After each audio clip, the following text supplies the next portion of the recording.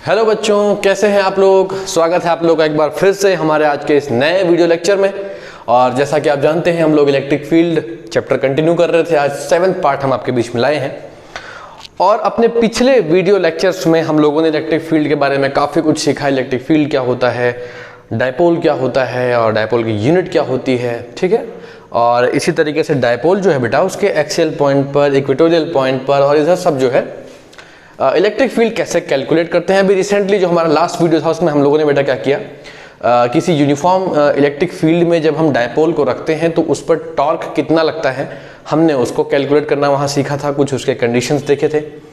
उसी सीरीज को कंटिन्यू करते हुए बेटा आज का टॉपिक है potential energy of an dipole in uniform electric field. अब ऑब्वियस सी बात है बेटा, हर बॉडी के अंदर कुछ ना कुछ एनर्जी होती है ना। अब इस पूरे यूनिवर्स में दो टाइप की बॉडीज हैं, या तो वो बॉडी कोई बॉडी रेस्ट पर है या वो मोशन में है। थर्ड तो कोई केस ऐसा है नहीं। अब अगर वो बॉडी मोशन में है तो उसके अंदर काइनेटिक एनर्जी होगी, लेकिन अगर वही रेस्ट पर है तो उसके अंदर पोटेंशियल एनर्जी आ जाएगी। सिमिलरली बेटा जब हम अपने डायपोल को लेते हैं और किसी यूनिफॉर्म इलेक्ट्रिक फील्ड में रख देते हैं तो अपनी पोजीशन के वजह से, सपोज कीजिए हमने पिछले वीडियो में आपको बताया था कि यूनिफॉर्म इलेक्ट्रिक फील्ड और नॉन यूनिफॉर्म इलेक्ट्रिक फील्ड में क्या डिफरेंस होता है, ठीक है ना। तो ये एक जो आप लाइन देख रहे हैं, पैरेलल लाइंस जो आप देखते हैं, पैरेलल लाइंस बेसिकली क्या होती है बेटा, ये यूनिफॉर्म इलेक्ट्रिक फील्ड का सिंबल होती हैं, ठीक है। अब इन्होंने कहा है कि एक डायपोल रखा है इसमें। चलिए मान लीजिए कि जो डायपोल है ना वो ये रहा, ठीक है। इस डायपोल पर यहाँ -q चार्ज है, यहाँ पर +q चार्ज है। डायपोल का ये सेंटर पार्ट हो गया। डायपोल की टोटल लेंथ 12 हो गई। डायपोल का नामकरण कर दिया तो बेटा ये AB हो गया। नाउ अब जब ये डायपोल यहां पर रखा है तो इसके अंदर कुछ ना कुछ तो एनर्जी होगी, और हम जानते हैं कि मूविंग ऑब्जेक्ट्स में काइनेटिक एनर्जी होती है और ऑब्जेक्ट्स जो रेस्ट पर है उनके अंदर पोटेंशियल एनर्जी होती है। तो पोटेंशियल एनर्जी ऑफ डायपोल क्या है? Potential energy of dipole placed in a uniform electric field is the energy possessed by the dipole by virtue of its position, ठीक है। तो इसकी डेफिनेशन क्या होगी? डेफिनेशन पे डिस्कस कर लेते हैं। पोटेंशियल एनर्जी क्या होगी? It is the amount of energy possessed by the dipole by virtue of its position, ठीक है। its position in electric field, ये इसकी डेफिनेशन लिख लेते हैं, ठीक है। तो किसी भी डायपोल को बेटा जब हम इलेक्ट्रिक फील्ड में रखेंगे तो ऑब्वियस सी बात है, या तो वो रेस्ट पे होगा या तो वो मोशन करेगा। लेकिन इनिशियली मान लीजिए कि वो रेस्ट पर है भी, तो इस दौरान इसके अंदर कुछ तो एनर्जी होगी, दैट इज पोटेंशियल एनर्जी। उसकी क्या डेफिनेशन है यहां पर हमने डिस्कस कर ली है। तो यही जो पोटेंशियल एनर्जी है जो इसने पॉजेस कर रखा है अपनी पोजीशन की वजह से बेटा, इसी का तो फॉर्मूला हमको यहाँ पर कैलकुलेट करके निकालना है कि इसका फॉर्मूला क्या होगा, ठीक। अब चलते हैं इसके फॉर्मूले की तरफ। तो इसका फॉर्मूला किस तरीके से निकलेगा उसकी डेरिवेशन देखते हैं। तो पहले आप लोग ये चीज़ एक बार देख लें। ये डेफिनेशन है, बहुत सिंपल डेफिनेशन है, ठीक है। जैसे नॉर्मल बॉडीज का डेफिनेशन होता है पोटेंशियल का, वैसे ही डायपोल का है, ठीक है। कुछ अलग नहीं है इसमें, ठीक है। चलिए अब चलते हैं इसकी डेरिवेशन की तरफ। देखिए बेटा, पोटेंशियल एनर्जी या यूँ कह लो कोई भी एनर्जी जो है उसको हम डायरेक्टली कैलकुलेट नहीं कर सकते।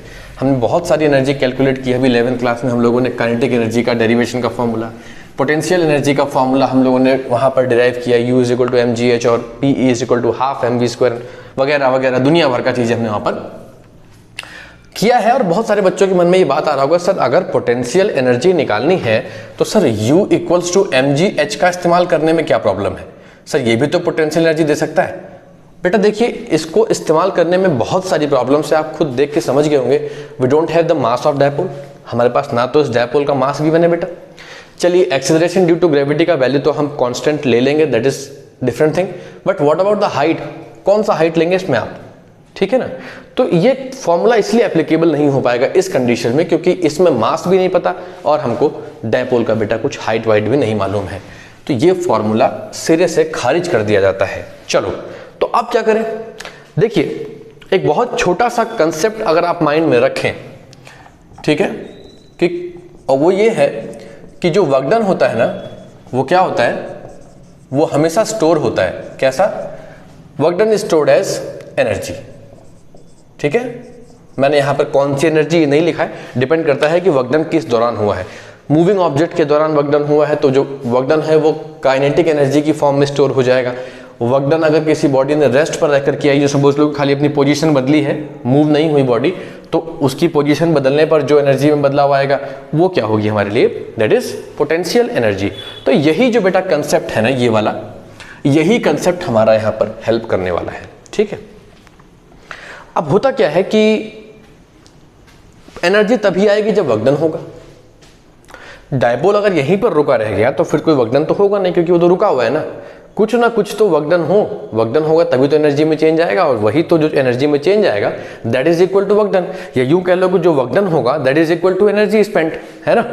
तो हम यहां पर पहले बेटा क्या निकालने को, तो हमको पोटेंशियल एनर्जी निकालने के लिए कहा गया है, लेकिन हम फोकस करेंगे वर्क डन निकालने पर। अगर वर्क डन निकाल लेते हैं तो वही work done as a potential energy store हो जाएगा। ठीक है ना। अच्छा चलिए, वो वर्क डन क्यों होगा अब जरा इसके बारे में देख लेते हैं।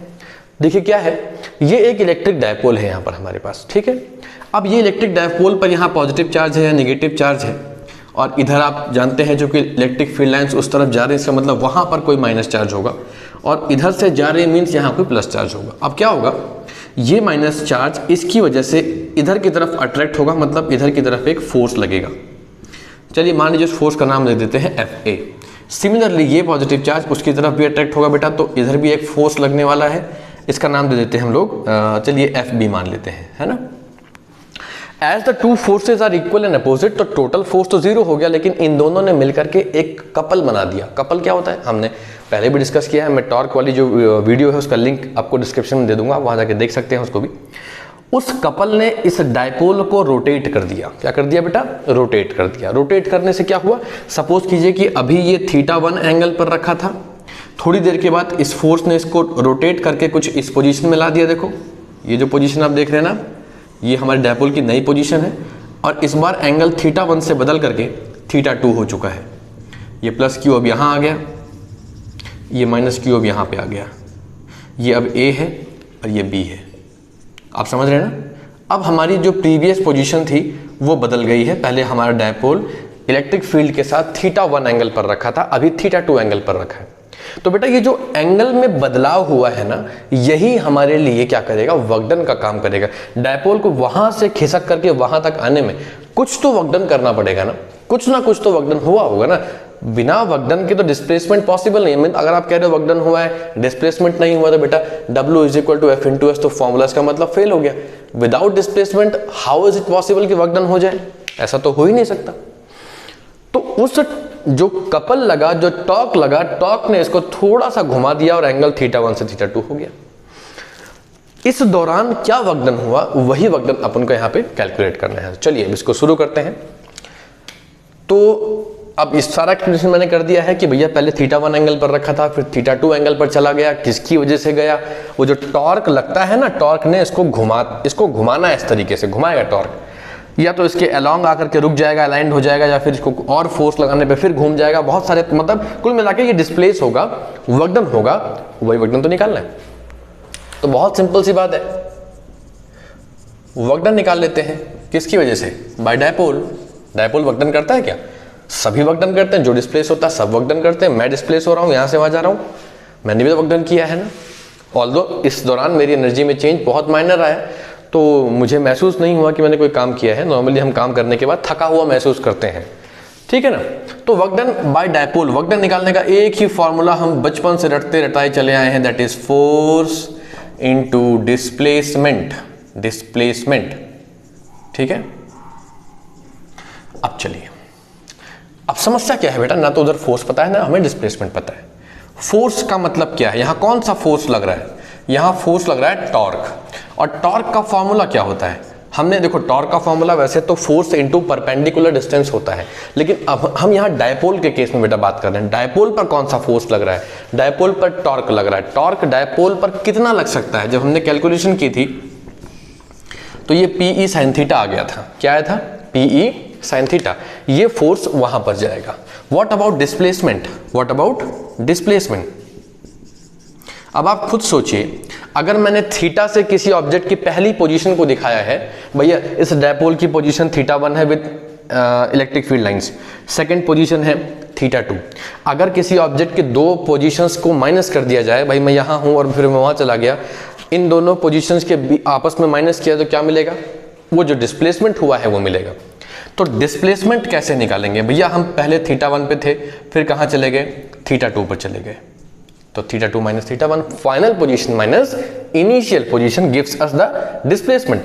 मान लेते हैं कि ये डिस्प्लेसमेंट बहुत छोटा है बेटा, सपोज कीजिए डिस्प्लेसमेंट बहुत छोटा है, θ2 माइनस θ1 बहुत स्मॉल है, इसका डिफरेंस काफी छोटा है, ऐसा हम मान के चलते हैं, क्योंकि हमें नहीं पता है ना कि डायपोल कितना घूम गया है। अब हम ये मान के चलें कि ये बहुत बड़ी वैल्यू है, तो ऐसा भी पॉसिबल नहीं है। हाँ, डी थीटा मान लेने पर एक फायदा हमको हो जाता है कि वैल्यू कितनी भी बड़ी होगी तो इसको इंटीग्रेट करते जाएंगे और हमारी वैल्यूज निकलती जाएंगी। ठीक है, तो चलिए यहां से अब आप क्या देखते हैं बेटा कि मैंने जो वर्क डन के लिए रिक्वायरमेंट कंडीशंस थी, फोर्स और डिस्प्लेसमेंट, वो दोनों निकाल ली है। फोर्स ये लग रहा है, डिस्प्लेसमेंट ये लग रहा है। अच्छा, अब सुनिए, अगर डिस्प्लेसमेंट स्मॉल हुआ है तो वर्क डन भी कैसा होगा? ऑब्वियस सी बात है, मैं थोड़ा डिस्प्लेस होऊंगा तो थोड़ा एनर्जी में चेंज आएगा, थोड़ा एनर्जी में चेंज आएगा का मतलब थोड़ा सा वर्क डन होगा। ठीक, तो जब आप कह रहे हो कि let this displacement be very small, तो वर्क डन भी कैसा होगा? स्मॉल होगा ना, कॉमन सेंस है। तो चलिए, small amount of work done, amount of work done, ठीक है, लेट, ठीक है। तो चलिए dW निकाल लेते हैं। क्या होगा इसके लिए? फोर्स यानी कि टाउ इंटू डी थीटा। भाई फोर्स तो टाउ ही है ना, टॉर्क को टाउ से दिखाते हैं, टाउ आ गया। dW इज इक्वल टू, इसकी वैल्यू पुट कर लीजिए, PE sin थीटा, और साथ में क्या रहने दीजिए, यहाँ पर डी थीटा रहने दीजिए। That is equation number 1। अब यहां तक की सिचुएशन तो सब कुछ क्लियर है, सब कुछ नॉर्मल है, कोई बड़ी चीज ऐसा नहीं है। अब यहां से हम कुछ नहीं करेंगे बेटा, हमको तो टोटल वर्क डन निकालना है, ना कि स्मॉल वर्क डन निकालना है। ये तो स्मॉल वर्क डन है, ये टोटल वर्क डन कैसे निकलेगा? बहुत सिंपल है, अगर मैं इसको इंटीग्रेट कर दूं तो मेरा वर्क डन निकल जाएगा, और वही वर्क डन मैं यहां पर लेके चलूंगा। ऐसा है कि मेरे पास स्पेस थोड़ा सा कम हो गया है, मैं ऊपर थोड़ा सा सोच रहा हूं इसको इरेज करूं। यहां तक की कंडीशन सबको समझ में आ गई होगी, तो थोड़ा आगे बढ़ते हैं। Work done is stored as energy का कंसेप्ट ध्यान में रख के चलते हैं, वर्क डन निकालते हैं। अगर वर्क डन वाकई में एनर्जी की फॉर्म में स्टोर हो जाता है तो ये जो वर्क डन निकलेगा वही मेरे लिए क्या हो जाएगी? एनर्जी हो जाएगी बेटा, ठीक है ना। नाउ क्या निकालेंगे बेटा? हम टोटल वर्क डन निकाल लेते हैं। बहुत छोटी सी सिंपल सी डेरिवेशन है, टोटल वर्क डन निकाल लेते हैं। कैसे निकालेंगे भैया? अगर कोई क्वांटिटी स्मॉल अमाउंट में गिवन है तो उसको इंटीग्रेट करके हम बड़ा कर सकते हैं, ये हम जानते हैं, PE sin theta D theta. अब ये भी आप जानते हो बेटा कि जब भी हम किसी क्वांटिटी को इंटीग्रेट करते हैं तो इंटीग्रेट करते समय इफ पॉसिबल क्या, फिजिक्स में तो हर बार ही ऐसा करते हैं, हमको क्या लेना होता है बेटा? लिमिट जरूर लेना होता है। अगर आप लिमिट नहीं लेते हैं तो फिर आपका जो इंटीग्रेशन है वो क्या हो जाएगा? वो हो जाएगा इनडेफिनेट इंटीग्रल्स, जिसमें क्या होगा? वैल्यूज जो है वो फिक्स नहीं होंगी। तो लिमिट लेते हैं। वर्क डन कहां से कहां तक होगा? पहले वर्क डन 0 था, जब वो नॉर्मल θ1 पे रुका हुआ था वर्क डन 0 था, फिर वो बढ़ करके W हो गया। इसी तरीके से एंगल कहां से कहां तक बदला? पहले θ1 था, फिर θ2 हो गया। ठीक है, लिमिट्स मिल चुकी हैं। अब जब लिमिट्स मिल चुकी हैं तो फिर ऐसा करिए, इंटीग्रेट करिए, लेकिन इंटीग्रेट करने से पहले वो चीजें जो इंटीग्रेट नहीं हो सकती बेटा, उनको इंटीग्रेशन साइन से बाहर लाओ। इंटीग्रेट कौन नहीं हो सकता? जिसके साथ डी नहीं लगा है वो इंटीग्रेट नहीं हो सकता। पी के साथ डी लगा है क्या? नहीं लगा है ना, पी इंटीग्रेट नहीं हो सकता, बाहर आएगा, ई बाहर आएगा। लेकिन थीटा देखो, वैसे तो साइन के साथ भी डी नहीं लगा, लेकिन साइन के साथ थीटा लग गया ना, और थीटा के साथ डी लगा, इसका मतलब ये पूरी की पूरी क्वांटिटी इंटीग्रेट हो सकती है, साइन थीटा और डी थीटा। ठीक है, अब इसको हम इंटीग्रेट कर लेते हैं। बहुत सिंपल सा इंटीग्रेशन है, इसका डायरेक्ट फॉर्मूला होता है integration of sine theta D theta equals to minus cos theta.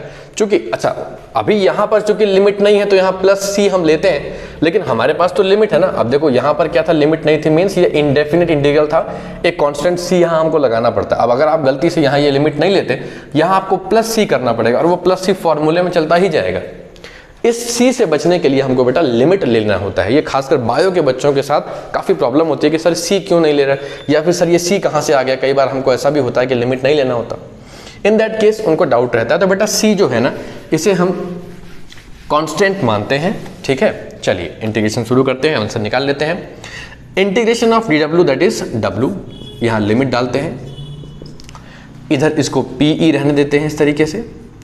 Integration of sine theta D theta that is minus cos theta, ये वैल्यू यहाँ ले आओ, लेकिन सी मत लाना, ये सी मत लीजिएगा, क्योंकि ये तब लगता है जब यहाँ लिमिट नहीं होती। हमारे पास तो लिमिट है। उसके बाद थीटा 1 से थीटा 2, ठीक है।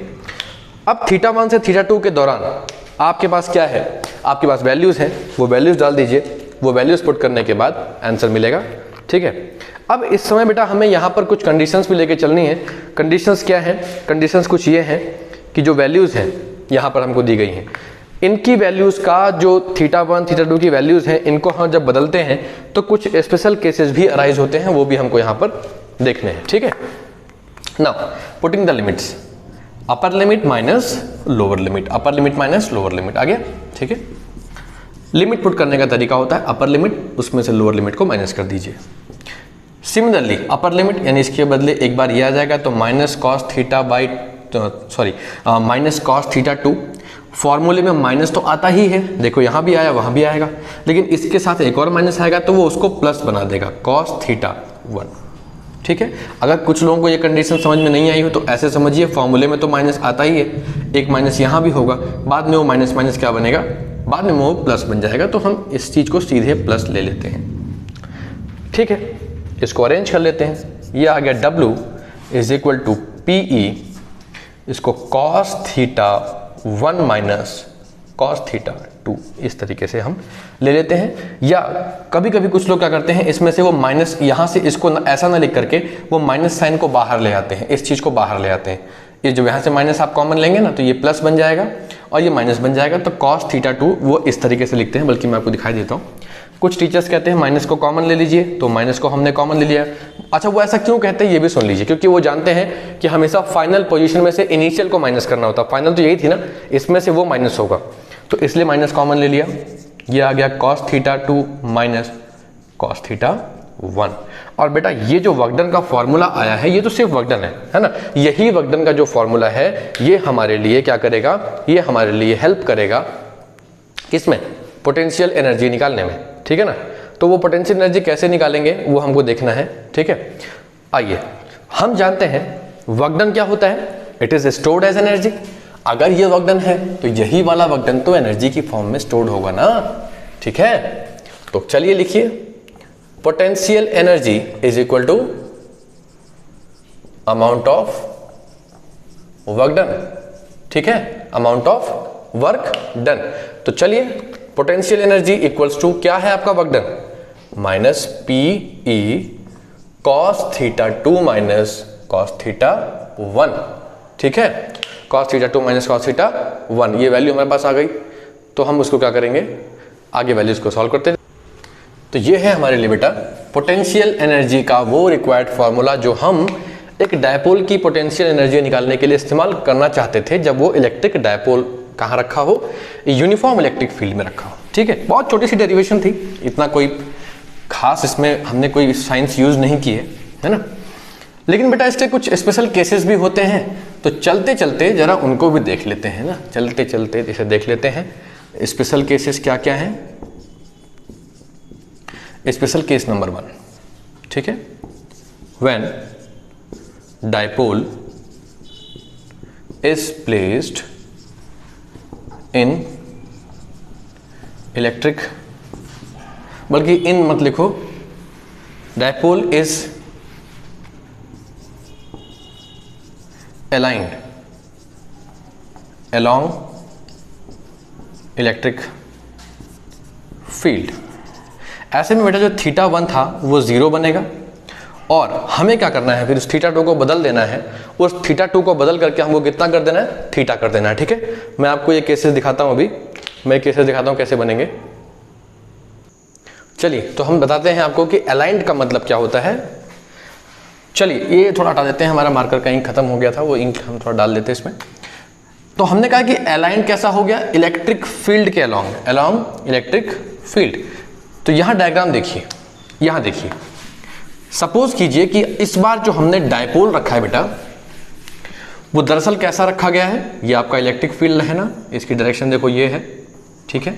आपका जो डायपोल है ना वो इस तरीके से रखा हुआ है, इलेक्ट्रिक फील्ड के अंदर रखा हुआ है, और माइनस यहाँ है, प्लस यहाँ है, डायपोल मोमेंट माइनस से प्लस की तरफ होगा, इलेक्ट्रिक फील्ड की डायरेक्शन भी इधर है, और ये 2L है ना। तो क्या होता है, जब हम अलाइंड वर्ड यूज करते हैं तो हम मानते हैं कि एक लाइन की बात हो गई है। देखो डायपोल मोमेंट की डायरेक्शन क्या होती है, माइनस चार्ज से प्लस चार्ज की ओर होती है, तो इसका मतलब वो उधर जाएगा, इलेक्ट्रिक फील्ड भी उस तरफ जाएगा, both have the same direction. तो इसका मतलब क्या हुआ, इस कंडीशन में क्या होगा, देन जो θ1 था हमारा, जो इनिशियल एंगल है वो कितना बनेगा, 0। और अब क्या करना है भाई, हमको तो एनर्जी निकालनी है ना, एनर्जी तो वर्क डन पे होगी ना। तो हमने क्या किया, इस डायपोल को थोड़ा सा घुमाया, इसकी पोजीशन को इस तरह से कर दीजिए, मान लीजिए किस एंगल पर घुमाया पता नहीं, मान लीजिए वो एंगल थीटा है। तो पहले θ1 0 था और हमें उसे घुमा कितना करना था, थीटा करना था, सॉरी थीटा करना था ना इसको। तो अब जरा इन्हीं दोनों कंडीशंस को इस फॉर्मूले में डाल देते हैं। तो पोटेंशियल एनर्जी इस कंडीशन में क्या आ जाएगी, चलिए माइनस पी ई, ये कॉस θ2 के बदले क्या आ जाएगा, थीटा आ जाएगा, माइनस इसके बदले यहां पर आप पुट कर देंगे cos 0। पोटेंशियल एनर्जी ये माइनस पी ई रहने वाला है, cos θ, और ये कितना हो जाएगा cos 0 की वैल्यू 1। तो बेटा उस कंडीशन में इसका फॉर्मूला कुछ इस तरीके से ट्रांसफॉर्म हो जाता है। नाउ अगली कंडीशन ये कह रहा है कि भैया पिछली बार तो आपका डायपोल जो था इलेक्ट्रिक फील्ड के अलोंग जो अलाइन था ना, अब दूसरी कंडीशन, ये केस नंबर 1 था, ये केस नंबर 2 ले रहे हैं हम लोग यहां पर, ये भी स्पेशल है, वो भी स्पेशल था। When dipole is placed perpendicular to electric field, अगर आपका डायपोल इलेक्ट्रिक फील्ड की डायरेक्शन के परपेंडिकुलर प्लेस किया गया हो, कैसे भैया, इस छोटा सा डायग्राम लेते हैं, नन्हा सा छोटा सा डायग्राम ले लेते हैं। आपका डायपोल कुछ इस तरीके से रखा हुआ है, देखिए इसमें ये रहा, ये देखिए यहाँ पर प्लस क्यू ऊपर है, ये माइनस क्यू नीचे है, ठीक है। इस समय क्या बन रहा होगा, then θ2 is equal to, sorry θ1 होगा ना, θ1 इक्वल्स टू 90 डिग्री। अब इसको फिर से घुमाया, घुमा के फिर मान लीजिए इस तरीके से इस कंडीशन में ले आए, प्लस वहाँ माइनस यहाँ, क्या एंगल बना, थीटा। तो θ2 कितना होगा इस कंडीशन में, ये फिर थीटा हो जाएगा। फिर वही कंडीशन इन दोनों को लाके इस फॉर्मूले में रखेंगे, तो इस बार पोटेंशियल एनर्जी का क्या फॉर्मूला बनेगा, यह जाएगा माइनस पी ई कॉस θ2 के बदले क्या आ जाएगा, कॉस थीटा, माइनस कॉस θ1 के बदले क्या आ जाएगा बेटा, कॉस 90। और कॉस 90 का वैल्यू हम जानते हैं 0, तो यहां से potential energy PE cos theta आ जाएगी, ठीक है। तो वैसे जब भी बेटा हमको इलेक्ट्रिक फील्ड निकालना होता है तो हम जनरली इसी वाले फॉर्मूले को इस्तेमाल करते हैं, क्योंकि बेसिकली क्या होता है कि हमारा जो इलेक्ट्रिक फील्ड है ना, उसके अलोंग ही हम अपने क्या कहते हैं, उसके परपेंडिकुलर ही रख करके उसको हम घुमाते हैं, तब हमारा इलेक्ट्रिक फील्ड निकल के आता है। अब चलते चलते इसके बारे में कुछ एक चीज़ और पढ़ लेते हैं, जैसे इसका वेक्टर फॉर्म पढ़ लिया जाए। भैया ये जो पोटेंशियल एनर्जी है इसका वेक्टर फॉर्म क्या होगा, ठीक है। तो जब इसको हम वेक्टर फॉर्म में लिखेंगे बेटा, तो ये आ जाएगा पोटेंशियल एनर्जी, से कैपिटल पी कर लीजिए ताकि डायपोल मोमेंट में उसमें फर्क रहे। Potential energy is equal to P vector dot E vector. अब आप कुछ लोग पूछेंगे सर डॉट कैसे लगाया, आपको कैसे पता डॉट लग गया, कॉस लगाया ना बेटा, कॉस को हटाओ और डॉट लगाओ, और इनके आगे ये माइनस साइन लगा था, इस माइनस साइन को भी रहने दो। ये है हमारा इसका वेक्टर फॉर्म। और वैसे अगर ये तो वेक्टर फॉर्म है, लेकिन अब आप देख सकते हो इस पर कोई एरो नहीं आया। कुछ लोग देखिए इसी फॉर्मूले को यू से इंडिकेट करते हैं, पोटेंशियल एनर्जी को यू से इंडिकेट करने का ट्रेंड है हमारे पास, तो हम उसको इस तरह भी लिख सकते हैं, ठीक है। और आप देख सकते हैं इन दोनों को हमने जब मल्टीप्लाई किया है, डॉट प्रोडक्ट किया है, तो वैल्यू क्या आ रही है, स्केलर। तो हम लिख सकते हैं potential energy is a scalar quantity, ठीक है, इज अ स्केलर क्वांटिटी। चलिए, तो ये था बेटा आज हमारा बहुत छोटा सा एक डेरिवेशन। इसके न्यूमेरिकल्स हम बहुत जल्दी एक दूसरी वीडियो में आपके पास लेकर के आने वाले हैं। तब तक चैनल पे बने रहें, देखते रहें वीडियोस को, लाइक करें, शेयर करें। जिन्होंने सब्सक्राइब नहीं किया बेटा प्लीज़ सब्सक्राइब जरूर कर दीजिएगा। तब तक घर पे रहें, पढ़ते रहें।